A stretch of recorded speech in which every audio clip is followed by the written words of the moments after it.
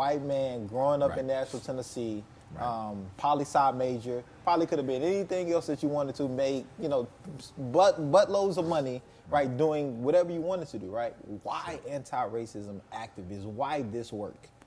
Well, part of it is that upbringing that I mentioned. Part of it is that background of having those early relationships and that early awareness that was the result of my mom making that decision to send me to TSU. It was also, I think, I early on, as I was coming up and I had these close connections, I saw certain things that just stick with you. And for me, I was 10 or 11, and I was playing baseball. I played ball here in Nashville. It was funny, I went to Hebrew school with all the other Jewish kids, and they were all playing at the JCC, and I was playing ball at the Y. So I was playing basketball at the Y, and I was real good until you had to be tall. So after about sixth grade, I was done. I was real good up until about fifth grade, but I was really good at baseball. And so the same guys that I played basketball with is in the same league, same coach.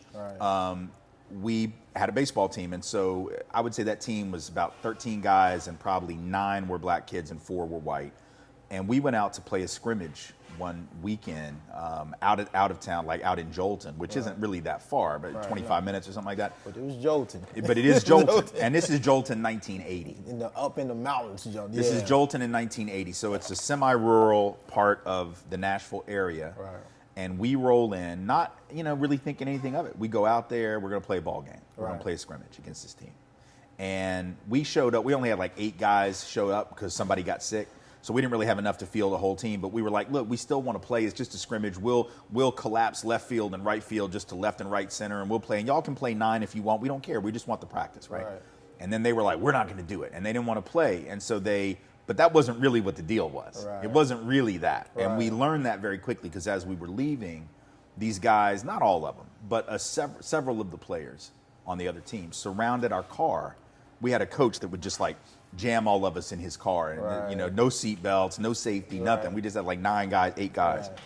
And they surrounded the car. They're yelling at us. They're calling the black kids the N-word. They're calling the white kids N-word lovers and all that. And I'm 11 or whatever. And I'm seeing this. And so for me, that was the first time that I had really seen that level of overt racism against my friends now and teammates. This wasn't some abstract thing I read about.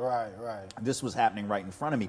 And having white people tell me, you as a white person have crossed this line, and now you're on that side of the line, and we're going to make you pay for it, right?